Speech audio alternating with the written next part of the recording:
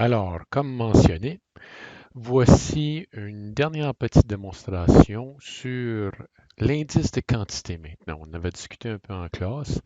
Au lieu de prendre le prix à toutes les années, maintenant on prend la quantité.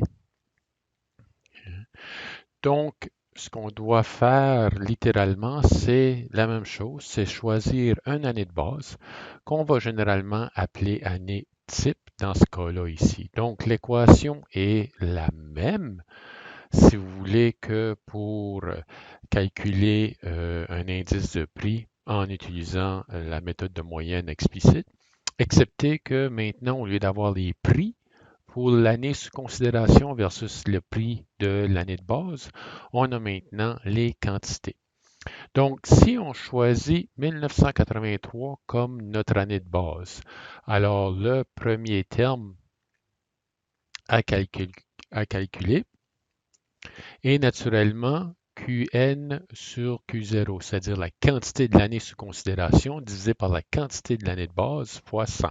Bon, comme 1983 est notre année de base, ça va être la quantité de 1983 divisé par la même quantité fois 100%.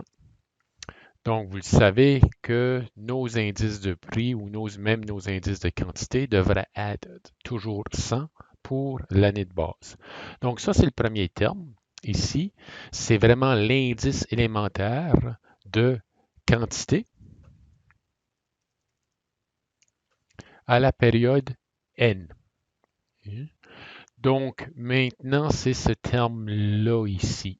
Ce terme-là est multiplié ensuite par la quantité type fois le prix type. Donc, c'est la valeur monétaire, si vous voulez, durant la période examinée. Donc, ici, on choisit encore là 1983 comme année de base. Donc, c'est la quantité fois le prix.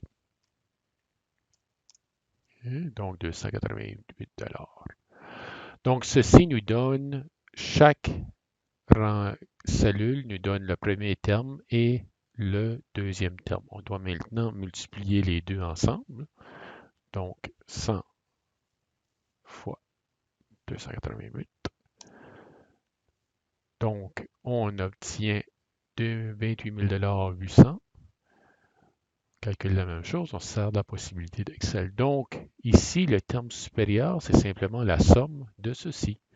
Vous allez remarquer que mon Excel est en anglais présentement, mais c'est finalement la même chose au niveau de la fonctionnalité.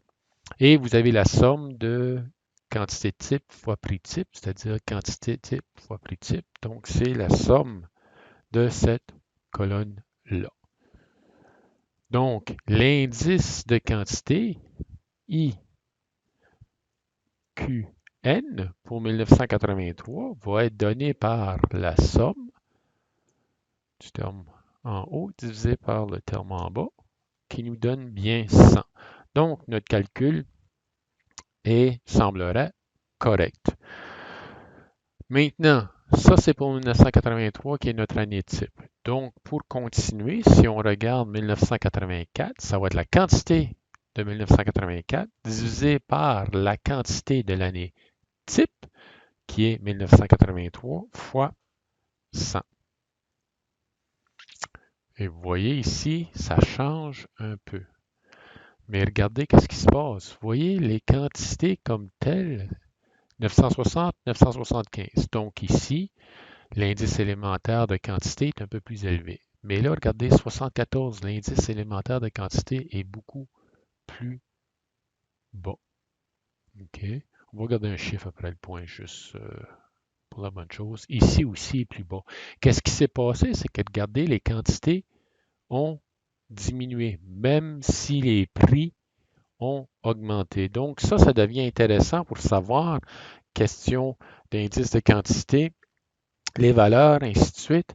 Voir si, en termes de, disons que je fabrique le produit B, je fabrique ces produits-là. Donc, si je vois une augmentation de l'indice de quantité, ça veut dire que j'en fabrique plus ou je les vends plus cher, ainsi de suite. Donc, théoriquement, si mes coûts n'augmentent pas, je devrais avoir de plus en plus de revenus. Mais s'il y a des choses qui se passent, des chutes, donc ça se peut qu'une année que j'ai moins vendu de produits A, B ou C et que mes prix n'ont pas nécessairement augmenté pour compenser. Donc, ça donne des indications pour voir qu'est-ce qui se passe au niveau de la valeur que j'apporte, si vous voulez, à l'intérieur de mon entreprise. Donc maintenant, QT fois PT, le Q-type, la quantité type fois le prix type, ça ne change pas. On garde toujours celle-là la même parce qu'on veut comparer des pommes avec des pommes. Donc là, j'ai ce que j'ai calculé en 1984 fois quantité type fois prix type de 1983, qui est toujours mon année de base. Donc là, j'obtiens ceci. Je prends la somme. Une fois que j'ai la somme, là, je peux aller, encore une fois, diviser ceci par la somme de quantité type fois produit type. Et j'obtiens 95,3. Et de la même manière, on peut continuer pour 1985 et 1986. Donc, la quantité en 1995 divisée par la quantité en 1985 divisé par la quantité en 1983. Et il ne faut pas oublier, naturellement, fois 100. OK? Et voilà. De même manière, ça fois ceci. 27 000. Vous voyez là que mes indices élémentaires réduisent. Donc, je fais la somme. Et ça répond au terme d'en haut ici. Et pour 1985, l'indice de quantité va être donné par ceci divisé par ceci. 94. Alors, je chute toujours. Donc, vous le voyez ici, quand même, mon indice élémentaire, j'ai eu une réduction ici au niveau de la quantité. Et même si le prix a augmenté, donc j'ai une réduction au niveau de la quantité. Ici aussi, j'ai une réduction de la quantité par rapport à l'année de base et la même chose ici. Donc, 1985 n'est pas vraiment une bonne année pour moi, pour mon entreprise à ce niveau-là. Donc, ça vous donne l'idée de pouvoir suivre combien de produits je vends et le prix que je vends mon produit. Donc, si l'indice de quantité augmente d'année en année, vous êtes en business, ça va bien. Sinon, il peut se passer quelque chose et vous allez devoir vérifier à l'intérieur de votre entreprise qu'est-ce qui peut être la cause de la difficulté. C'est une question de marketing, question de publicité, question d'un produit compétitif, et ainsi de suite. Donc, pour 1986, on va aller voir si ça se rétablit. Donc, la même chose pour 1986. Oh, mes indices de quantité alimentaire semblent augmenter. Donc, puis, si on regarde ici, mes quantités ont augmenté aussi. Donc, ça, c'est bon signe. Donc, j'ai réalisé que j'avais un problème en 84.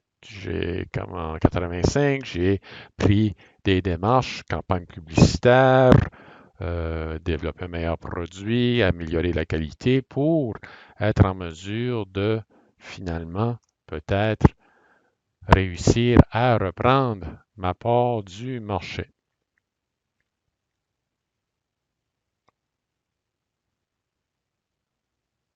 Donc, regardons, qu'est-ce que mon indice de quantité m'indique, me donne, divisé par ceci.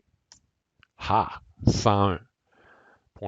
Donc, j'ai 1,5% de gain sur l'année de base qui est 1983.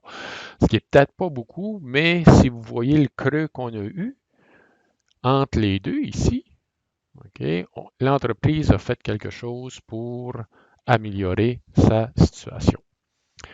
Donc, à vous de jouer maintenant. Et remarquez, on discutait de prix d'essence, donc je suis allé m'amuser avec des données beaucoup, beaucoup plus âgées et regardez le prix de l'essence ici, 7 sous du litre. Donc, have fun.